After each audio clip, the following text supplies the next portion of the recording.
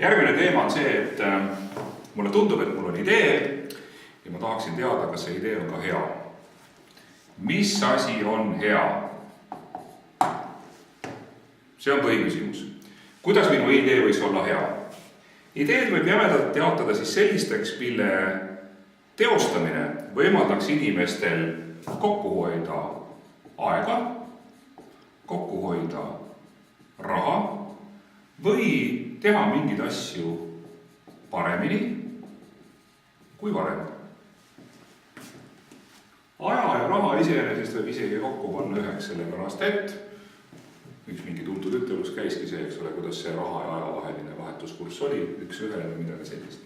Aga hea idee tähendab seda, et minu asi on millegi poolest parem kui kellegi teise asi, kui kellegi teise idee. Ja ma võin need otsida 3 mõõtmes. Ehk siis meil on üks mees, kelle nimi on M. Porter, kes on sõnastanud 3 põhilist viisi, kuidas olla teistest parem.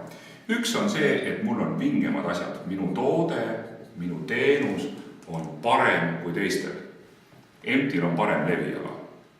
Teine moodus, kuidas teistest olla parem, on läbi selle, et mul on õnnestunud kuidagi seda asja teha väiksemate kuludega, mis tähendab seda, et ma võin pakkuda turule seda asja odavalt. Sul on hea videokaamera, mul on sama hea videokaamera, aga poole odavam. Ja 3. suund on see, et ma suudan turul olla teistest parem sellega, et ma pakun paremaid teenuseid või olen kliendi kohasem. See tähendab seda, et mul on sama hea videokaamera kui sul ja odavam oli siin. Aga nüüd ma ütlen teistpidi. Mul on videokaamera, mis maksab sama palju, aga sobib sulle palju paremini. Ma saan panna nupud, ma saan teha sellised suured nupud, et minusugune suure peoga mees saab neid nuppusi vajutada või vastupidi, ma teen nupud imetillukesed või ma teen videokaamera roosa, kui sa tahad. Niisiis, ma eristun sellega, et ma teen seda kliendi kohaselt. Ja nüüd, kuidas siis aru saada? Kas on või ei ole? No, võib teha sellise väikese testi. Mõelda, et kui keegi peaks nüüd selle minu idee põhjal tehtud uue toote või teenuse mõtlevad, kas mul on seda vaja, siis mis on tal valikud? Mida ma võiksin kasutada selleks, et üles võtta lektori juttu? Ma võin selleks kasutada videokaamerat, ma võin seda teha ka fotoaparaadiga, ma võin seda teha diktofoniga, ma võin selle üles joonistada, valikud on erinevad, loomulikult videokaamera täna töötab kõige paremini, ehk siis selliseid nagu alternatiive on suhteliselt vähe. Alternatiiv on üks asi, mida peaks mõtlema. Aga samas, näiteks kui mul on vaja käia iga nädal Riias, siis need alternatiive on päris palju. Ma võin sinna minna bussiga, ma võin minna sinna lennukiga, ma võin sinna minna autoga, need kõik on asendustooted. Ja nüüd, kui ma ütlen, et okei, ma hakkan käima bussiga, siis on mul konkreetsed bussiliinid. On Eurolines, on Hansa buss ja veel mingisugused. Ja nüüd siis tuleb küsida, et kui minu idee on see, et teate, et ma hakkan nagu teid Riia ja Tallinna vahel ilgelt hästi vedama, et mis asi ma siis olen, ma olen uus mingisugune X-buss. Ja ma pean minema turule ütlema, kuulge, ärge sõitke Hansa bussiga, ärge sõitke Eurolinesiga, sõitke minuga sellepärast, et. Ja mis asi on see sellepärast, et?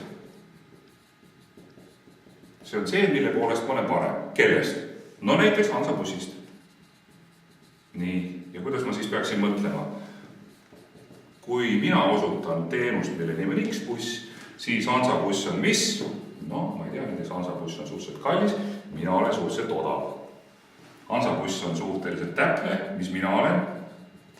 Bussi puhul on ikka oluline, tuleb ikka täpne ka olla. Nii, ja nii edasi, ehk ma hakkan võrdlema. Kui ma võtan konkureerivad alternatiivid või konkureerivad pakkumised, mille poolest minu asi on parem, kui on kellegi teise poolt pakkuda. Ja võib vastupidi ka küsida, aga mille poolest Hansa buss on parem. Ja siis võib küsida niimoodi, et mille poolest Hansa buss on nõrgem, kas mul on midagi siia vastu panna, mille poolest mina olen nõrgem, kas mul on siia midagi vastu panna. Ja lõpuks tuleb küsida ka seda, okei, kui ma need asjad olen kõik kirja pannud, aga mis on kliendile kõige tähtsam? No on terve rida kliente, kelle jaoks ongi tähtis see peaasi, et katus on pea kohal, sõidab välja, viib kohale ja on ilgelt odav. On üks ärimudel. Teine ärimudel on see, võib olla küll kallis, aga selle eest on bussis internet, tualett, kohv, suure vahega istmed, mugav istumine, vaikne, ei loksuta ega midagi. Ma saan istuda ja seal teha kvaliteetselt. 2 erinevat ärimudelit. Kuidas ma teada saan, mille poolest minu oma parem, võrdlen nii alternatiividega, lennuk, auto, laev ilmselt ei ole alternatiiv, jalgratas ilmselt ka ei ole alternatiiv. Ja siis teised sarnased pakkujad võrreldes ja tehes selgeks, mis on kliendile olulisem, küsin enda käest, kas mul on piisavalt suur erinevus oma põhikonkurendist, et klient saaks aru, tõepoolest, X-buss on Hansabussist erinev, selle poolest see asi on meil selgelt parem. Vaata, siis on suhteliselt lihtne oma idee müüa, siis on idee hea.